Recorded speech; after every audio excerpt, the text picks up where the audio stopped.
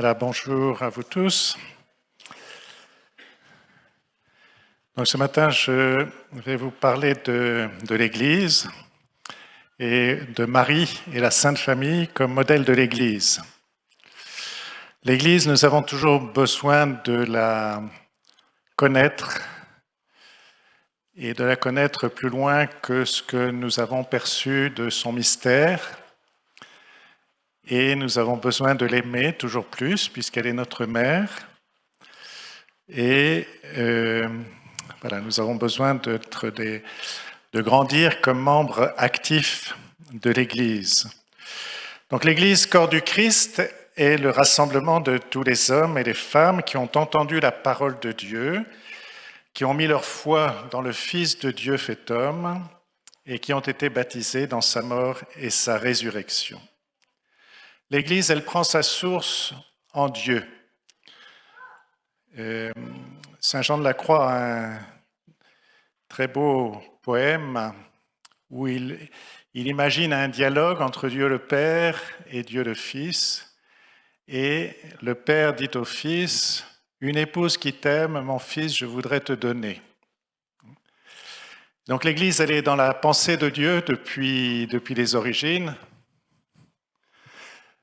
Et donc, voilà, avec l'incarnation du Fils de Dieu, elle prend corps, hein, dès l'incarnation de Jésus. Elle est constituée, on peut dire, de la grâce qui nous vient de Dieu par Jésus-Christ. Elle est l'épouse du Christ, le temple de Dieu, l'ébauche du royaume de Dieu. Monseigneur Léonard vient d'évoquer la Jérusalem céleste et l'Apocalypse. Et l'Église est l'ébauche du royaume de Dieu, de la Jérusalem céleste.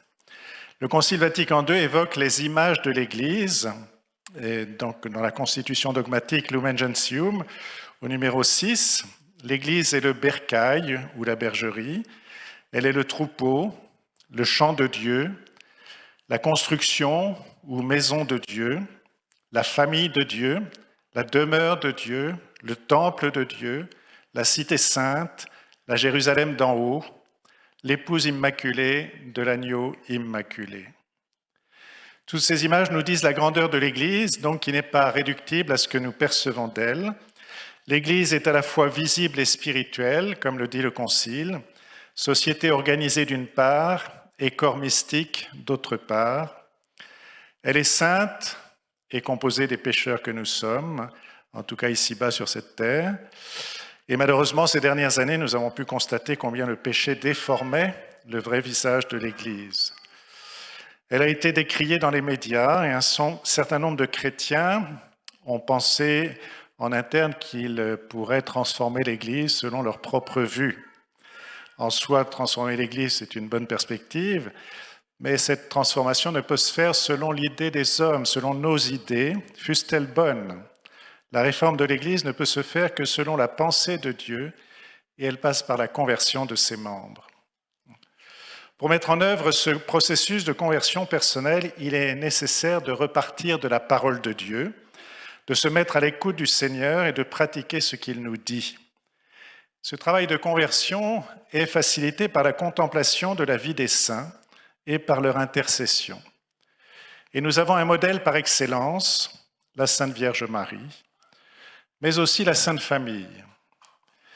En cette année Saint-Joseph et aussi en l'année Amoris Laetitia, il nous est bon de méditer sur la Sainte Famille. À travers Marie et la Sainte Famille, nous découvrirons un peu mieux le vrai visage de l'Église et nous travaillerons par notre propre conversion à ce que ce visage soit manifesté dans toute sa beauté. Donc Marie, modèle de l'Église. La Vierge Marie n'est pas en dehors ni au-dessus de l'Église, mais même si elle en est la mère. Alors vous savez que le Concile Vatican II, les pères conciliaires avaient hésité à faire un document à part pour la Vierge Marie, et finalement ils l'ont intégré dans la constitution dogmatique sur l'Église, Lumen Gentium, parce que Marie fait partie de l'Église. Elle est membre de l'Église, un membre éminent, préservé de tout péché dès sa conception, par une grâce venant de la mort de son Fils. Pour autant, Marie est pleinement des nôtres, d'abord fille d'Israël, mais aussi disciple de son Fils. C'est pourquoi l'Église peut la prendre pour modèle.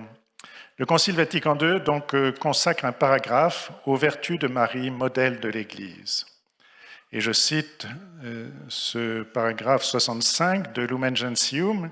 « Si l'Église, en la personne de la bienheureuse Vierge, atteint déjà à la perfection qui la fait sans tache ni ride, les fidèles du Christ, eux, sont encore tendus dans leur effort pour croître en sainteté par la victoire sur le péché. C'est pourquoi ils lèvent leurs yeux vers Marie comme modèle des vertus qui rayonnent sur toute la communauté des élus. » Et quelles sont donc ces vertus dont l'Église trouve en Marie le modèle à suivre? Eh bien sûr, en premier lieu, les vertus théologales, la foi, l'espérance, la charité. La foi de Marie, nous le savons, elle est totale, totale obéissance à Dieu, totale confiance envers Dieu. Sa foi est pleinement ajustée et sûre, et on dit de Marie qu'elle est la gardienne des hérésies. Toutes les hérésies depuis l'histoire de l'Église, depuis l'incarnation, justement, butent sur le mystère de l'incarnation. Alors il y a ceux qui reconnaissent l'humanité de Jésus, mais qui relativisent ou nient carrément sa divinité.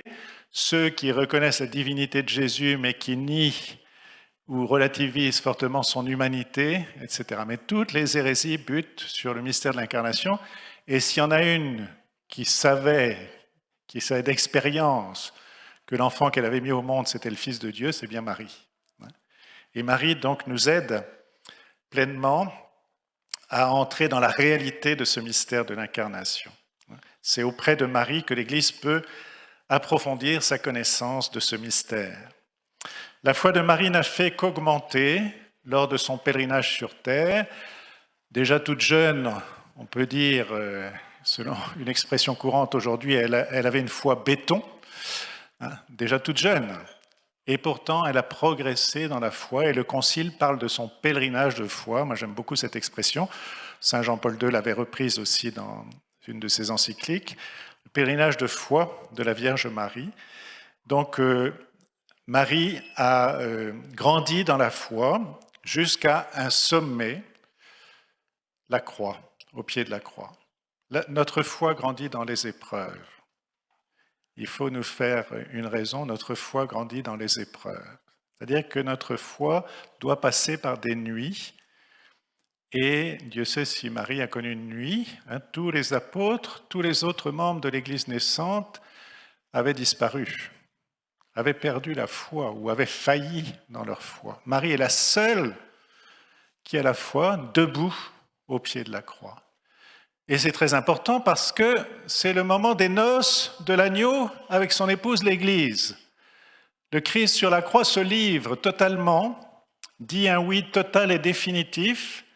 Il fallait bien quelqu'un pour accueillir ce oui et y répondre par le oui au nom de toute l'Église. Et c'est Marie, donc qui est là au pied de la croix et qui répond oui, qui dit oui à Dieu, qui dit oui à Jésus dans l'offrande totale qu'il fait de lui-même, et Marie s'offre au nom de toute l'Église. Les noces ont pu être célébrées parce qu'il y avait Marie au pied de la croix, parce qu'elle a dit oui au nom de toute l'Église. Alors Marie est modèle d'espérance. Marie a chanté dans son Magnificat la victoire de Dieu sur les forces du mal, sur tous les puissants qui peuvent s'ériger indépendamment de Dieu ou contre lui. Montée au ciel avec son corps et son âme, elle est un grand signe d'espérance pour l'Église dans les épreuves d'ici-bas. Elle témoigne de la gloire à venir. Elle est l'étoile du matin, l'étoile de la mer.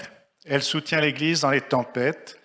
Et c'est pourquoi Saint Bernard dit d'elle « Étoile toujours radieuse, toujours consolante, toujours protectrice.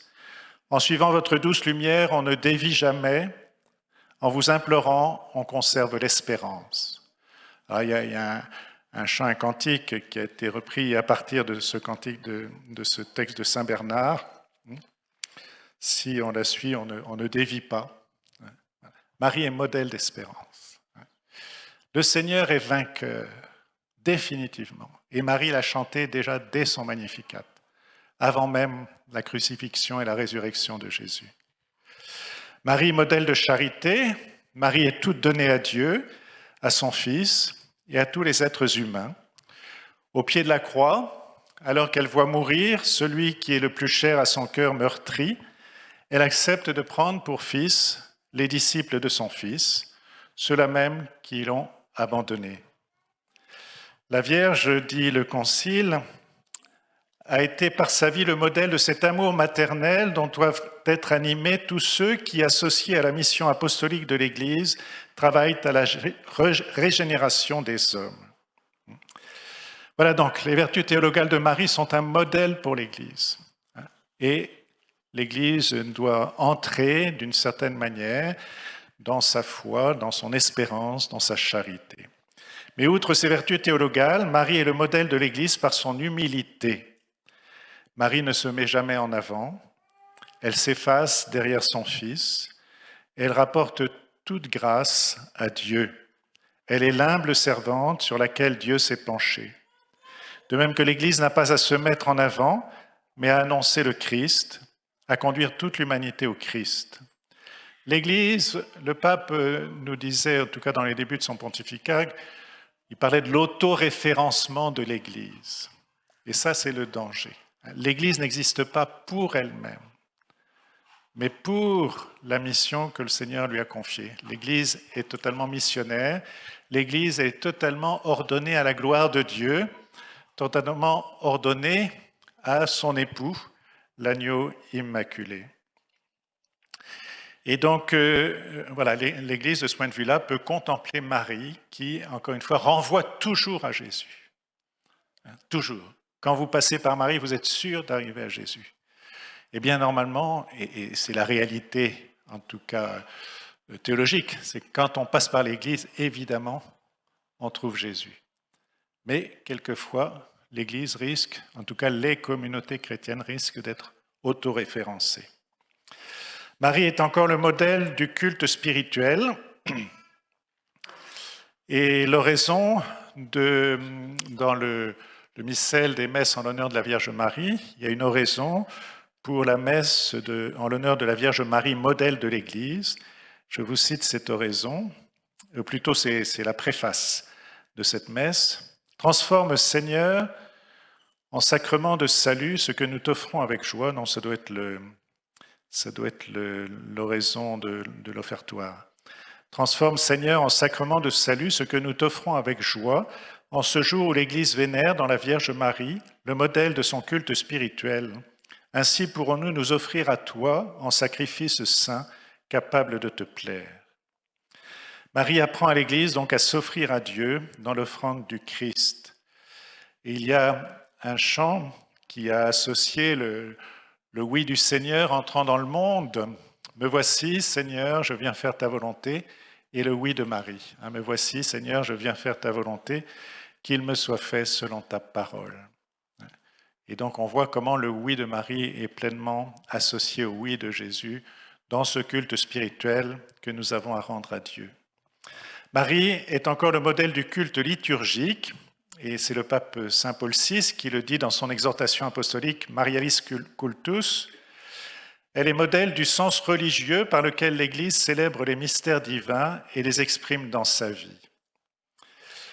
En effet, la Vierge, elle est la Vierge qui écoute, la Vierge en prière, la Vierge qui enfante, la Vierge de l'offrande, la Vierge vigilante. Elle est le modèle de toute l'Église dans le culte qu'elle doit rendre à Dieu. Par le don d'elle-même, par son engagement personnel, donc Marie est le modèle de l'Église qui célèbre. Elle est un bel exemple de ce que le Concile appelle la participation active des fidèles. Nous n'assistons pas à la messe, nous participons à la messe. Et ce n'est pas forcément en s'agitant tous autour de l'autel, c'est une participation intérieure. C'est-à-dire que, Seigneur, je m'offre à toi, je m'associe à ton offrande. D'où l'importance pour nous de nous préparer à la messe, nous préparer spirituellement. J'ai eu l'occasion de dire, mais quand j'entends des gens me dire « je m'ennuie à la messe », je me dis ils n'ont rien compris, il n'a rien compris. Parce qu'on ne vient pas à la messe comme un spectacle. Ce n'est pas un spectacle, parce que c'est vrai que c'est un peu répétitif comme spectacle. Ce n'est pas très excitant. Mais voilà, qu'est-ce que nous venons faire à la messe? Nous venons renouveler, c'est l'Église qui renouvelle son alliance avec l'époux. C'est le renouvellement, c'est des noces célébrées sur la croix et l'anticipation des noces éternelles. C'est ça, l'Eucharistie. Donc ça suppose quand même qu'on se prépare un peu et qu'on puisse redire notre oui personnel et que l'Église redise son oui au Christ qui se donne totalement à elle. Et donc, voilà, nous avons à demander à Marie de nous aider, de nous préparer à la liturgie eucharistique. Et puis dans la liturgie, le chant du Magnificat résume bien au Vêpres, en fin de journée, l'action de grâce que l'Église doit rendre à son Seigneur. Ce n'est pas pour rien que l'Église reprend ce Magnificat. Donc voilà, elle le reçoit de Marie, son modèle. Je voudrais citer aussi une très belle homélie d'un moine cistercien du XIIe siècle, Isaac de l'Étoile. Il l'a écrite pour la fête de l'Assomption. Elle évoque le lien étroit entre Marie et l'Église. Tout d'abord, Isaac de l'Étoile dit que par le baptême, nous sommes devenus un avec le Christ. Il parle du seul Christ, unique et total, c'est la tête et le corps. C'est le Christ total. Nous sommes le corps du Christ et donc nous sommes le Christ, évidemment totalement dépendant de la tête, qui est Jésus lui-même. Et donc il écrit « Et ce Christ unique est le Fils d'un seul Dieu dans le ciel et d'une seule mère sur la terre. Il y a beaucoup de fils et il y a un seul Fils. Comme la tête et les membres sont un seul Fils et plusieurs fils, Marie et l'Église sont une seule mère et plusieurs mères, une seule Vierge et plusieurs Vierges. L'une et l'autre sont mères, l'une et l'autre vierges. L'une et l'autre, sans attrait charnel, ont conçu du Saint-Esprit. L'une et l'autre, sans péché, ont donné une progéniture à Dieu le Père. L'une, hors de tout péché, a mis au monde une tête pour le corps. L'autre, dans la rémission des péchés, a fait naître un corps pour la tête. L'une et l'autre sont mères du Christ, mais aucune des deux ne l'enfante tout entier sans l'autre. C'est à bon droit que dans les Écritures divinement inspirées, ce qui est dit en général de l'Église Vierge Mère s'applique en particulier à la Vierge Marie. Ce qui est dit en particulier de Marie Vierge Mère se comprend en général de l'Église Vierge Mère. Et quand un texte parle de l'une ou de l'autre, son contenu s'applique presque sans distinction à l'une et à l'autre. Chaque âme fidèle également peut être reconnue à sa manière propre comme épouse du Verbe de Dieu, comme mère, fille et sœur du Christ, comme vierge et féconde. C'est donc à la fois l'Église au sens universel, Marie dans un sens très spécial, et encore l'âme fidèle en particulier, que vise la sagesse même de Dieu, qui est le Verbe du Père. Voilà, donc c'est très beau comme homélie. Tout ce que l'on peut dire de Marie, on peut le dire de l'Église.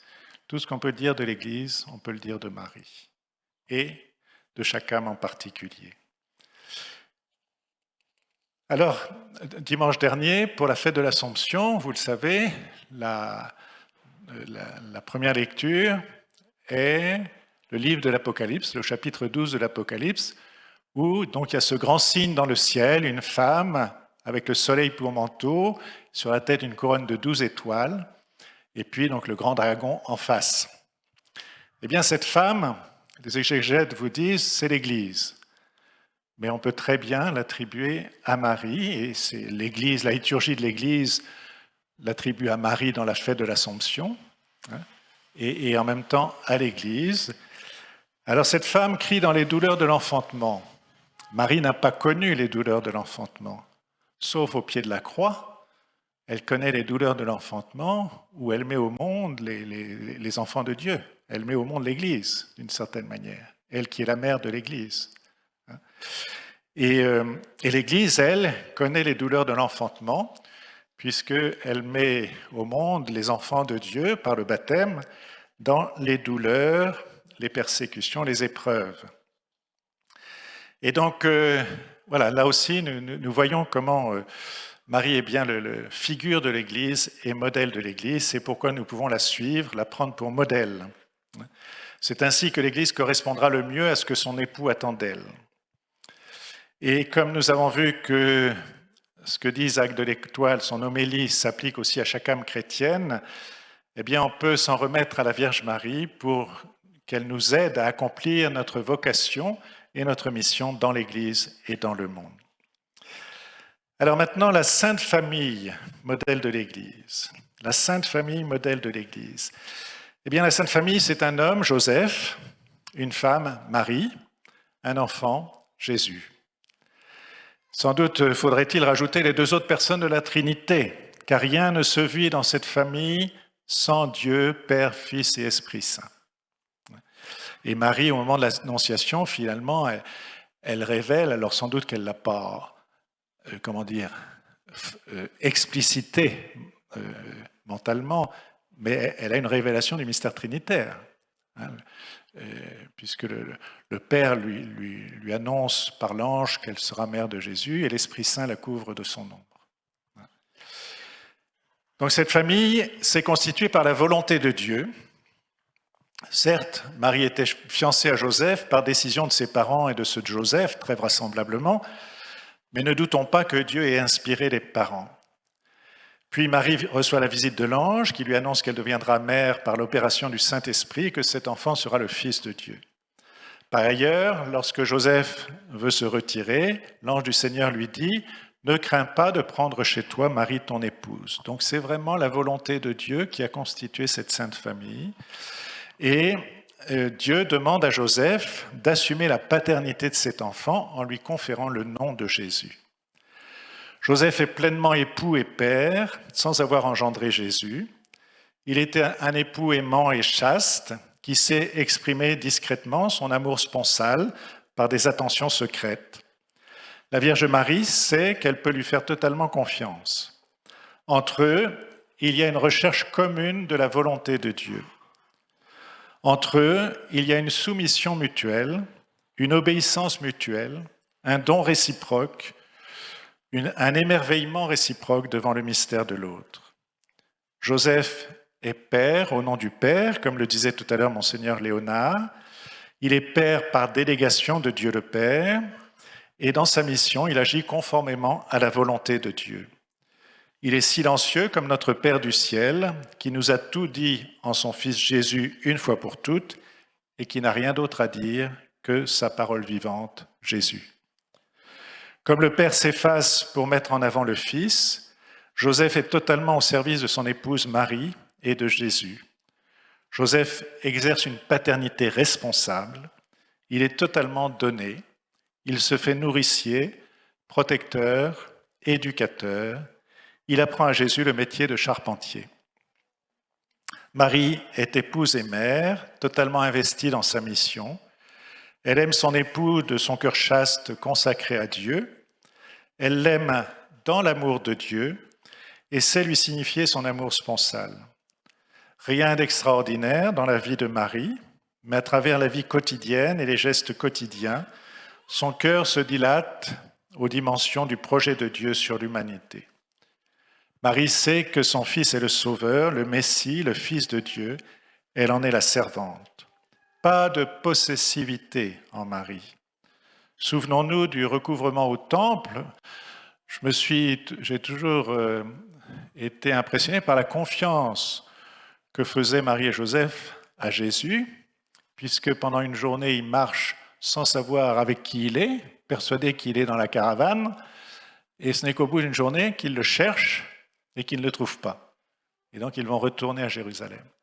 Donc, voilà, Jésus a 12 ans, il entre dans le monde des adultes et on lui fait confiance.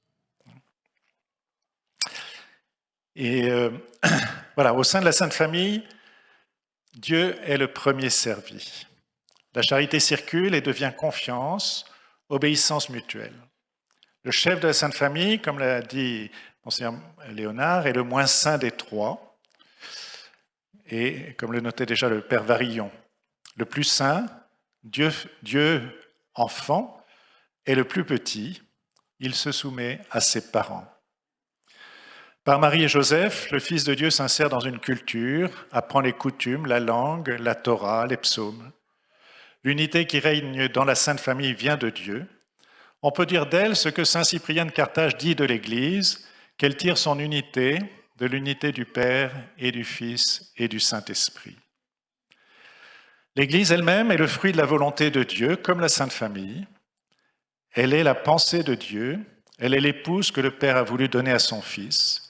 L'Église est la famille de Dieu, c'est pourquoi elle peut prendre pour modèle la Sainte Famille. N'oubliez pas que, et le confinement, le premier confinement l'a remis un peu à l'ordre du jour, que la famille chrétienne est appelée Église domestique. La famille chrétienne, elle a encore plus, la Sainte Famille, on peut dire, est un beau modèle de l'Église domestique. Dans cette grande famille, Église, chacun des membres doit trouver pleinement sa place. Cette place est en quelque sorte prévue par Dieu, c'est lui qui nous ajuste les uns aux autres pour former son temple. Comme le dit Jésus à ses disciples, c'est moi qui vous ai choisi et établi. C'est moi qui vous ai choisi et établi. Le Fils de Dieu, en effet, après avoir passé une nuit en prière, saint Luc nous dit qu'avant le choix des 12, Jésus a passé la nuit en prière pour recevoir de son Père ses 12 apôtres. Ou bien dans saint Marc, il gravit la montagne, il appela ceux qu'il voulait, ils vinrent auprès de lui et il en institua 12 pour qu'ils soient avec lui et pour les envoyer proclamer la bonne nouvelle avec le pouvoir d'expulser les démons.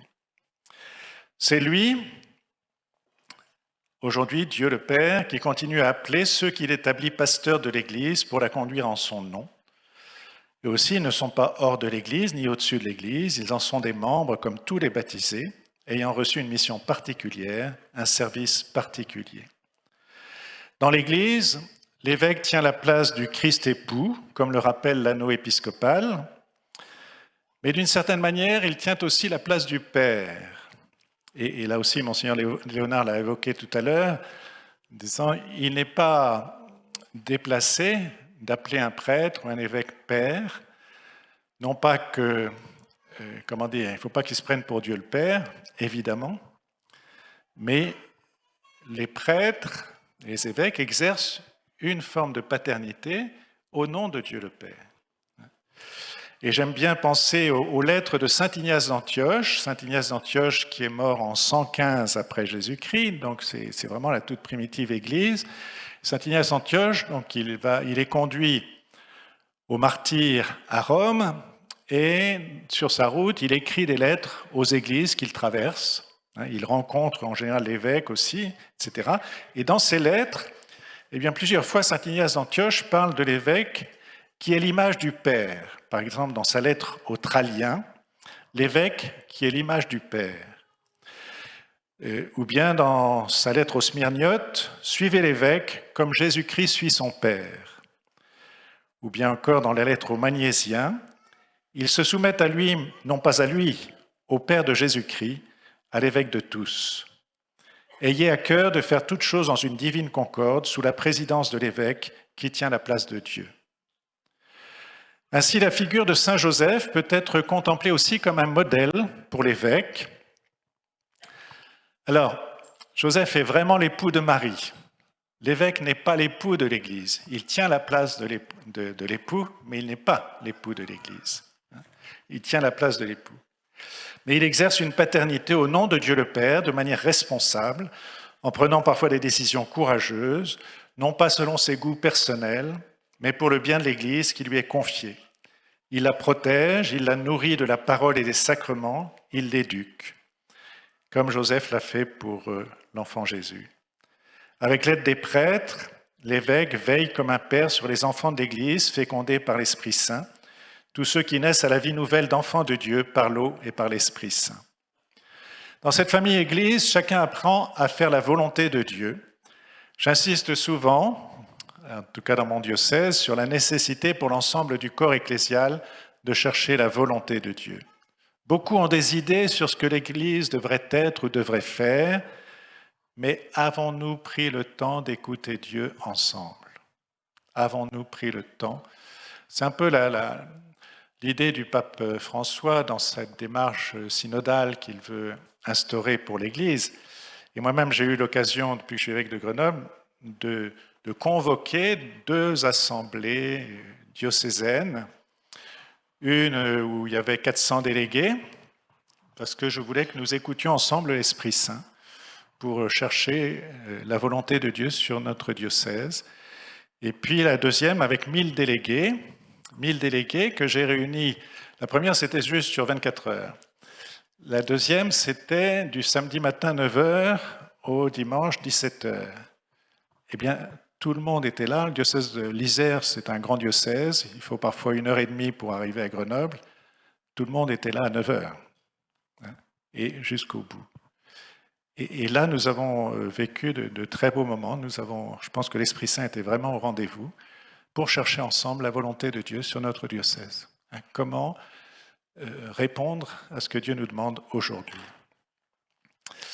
Et donc, voilà, c'est comme ça qu'on peut comprendre la dimension synodale de l'Église. Dieu est le Père, Jésus est le seul pasteur, le seul chef, responsabilité qu'il exerce à travers des hommes qu'il a choisis et dont il connaît les limites. L'Église est une école de service mutuel. Il s'y vit la charité fraternelle, le partage des biens, matériels, intellectuels, spirituels. Normalement, il n'y a pas de recherche de pouvoir, pas d'appropriation, pas de cléricalisme au sens de recherche de pouvoir, pas de jalousie. Une unité qui vient de Dieu. Et le plus saint n'est pas toujours celui qui tient la place de la tête du corps. Et l'âme de l'Église, c'est l'Esprit Saint. Pas plus que cette famille est un en soi autocentré, l'Église, famille de Dieu, ne peut trouver en elle-même sa finalité. La mission de la Sainte Famille est d'insérer Jésus dans la société de son époque, de donner Jésus au monde. De même, l'Église a mission d'inculturer l'Évangile dans les sociétés humaines et de manière générale de donner Jésus au monde. C'est notre mission. Nous existons pour cela. Souvent, le pape, mais je l'ai déjà dit, dénonce l'autoréférencement de l'Église. Trop souvent, effectivement, nos communautés sont plus occupées de leur survie que de l'annonce de l'Évangile au monde. Et malheureusement, quelquefois, nous voyons dans certaines paroisses, on fait tourner la boutique d'une certaine manière. On dépense beaucoup d'énergie pour gérer les querelles de clocher ou les querelles liturgiques. Et pendant ce temps, eh bien, nous n'évangélisons pas. Nous rêvons parfois d'une Église puissante qui puisse s'imposer à la société, qui puisse imposer la vérité à la société. Nous rêvons d'un faux triomphe et donc qui laisse croire que le règne de Dieu est déjà arrivé dans ce monde.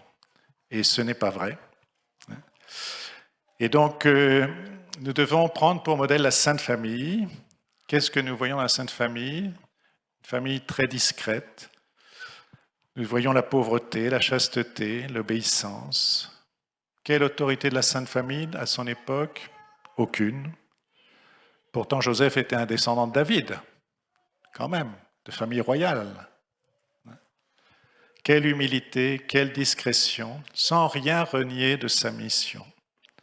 La Sainte Famille doit fuir en Égypte pour échapper aux desseins malveillants d'Hérode. Marie sera au pied de la croix. Elle ne se cache pas dans les tourmentes, mais elle n'a aucun pouvoir pour changer le cours des choses. Elle croit, elle espère, elle aime, elle sait que le dessein de Dieu passe par la mort de son Fils. Et donc nous avons beaucoup à apprendre de Marie et de la Sainte Famille en cette période de transformation profonde de l'Église.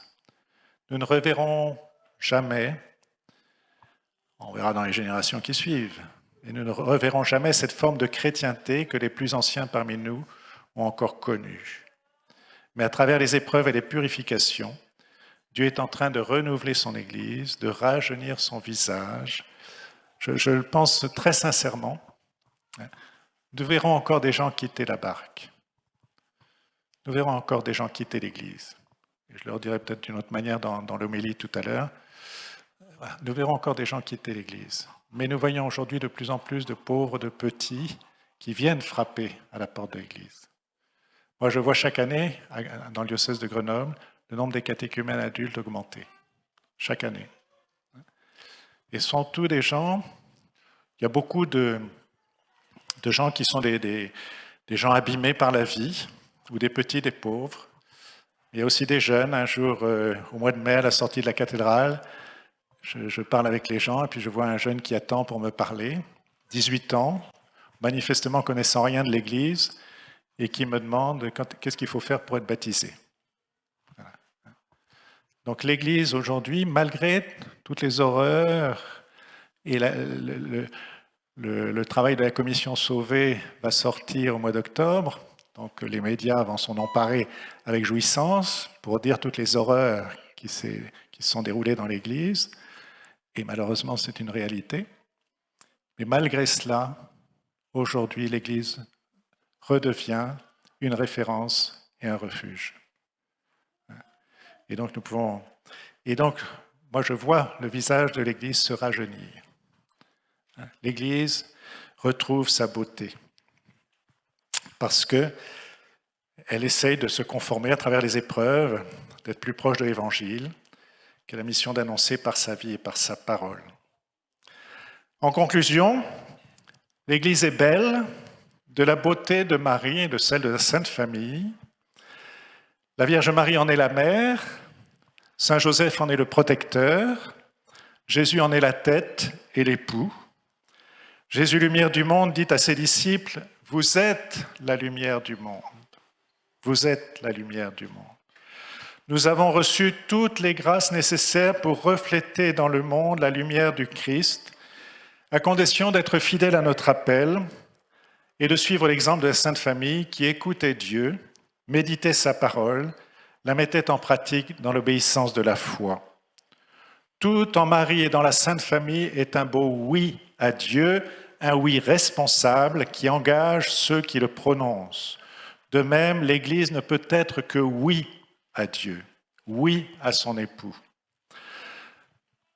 Or, nous voyons malheureusement que la culture individualiste a gagné parfois la vie interne de l'Église. Nous voyons la tentation d'édifier des chapelles, de cultiver l'entre-soi, de rester entre chrétiens qui ont les mêmes idées, au détriment de la communion et de l'unité de l'Église. Le chemin de l'Église est l'obéissance à son époux et à ceux que le Christ a établis comme pasteurs de son peuple, à commencer par le successeur de Pierre. Tout dans l'Église est obéissance, non pas obéissance servile, mais obéissance dans l'amour. J'aime beaucoup ce que disait le pape Jean-Paul II dans ses commentaires de la litanie du Sacré-Cœur, quand le Sacré-Cœur de Jésus obéissant jusqu'à la mort, et Jean-Paul II dit « l'obéissance, ce nouveau nom de l'amour ». Et bien sûr, il ne s'agit pas d'une obéissance servile, il s'agit d'une obéissance filiale.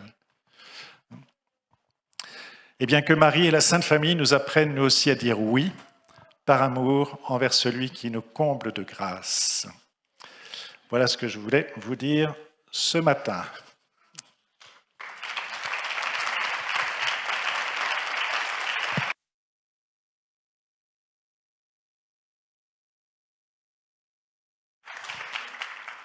Voilà, juste pour vous informer que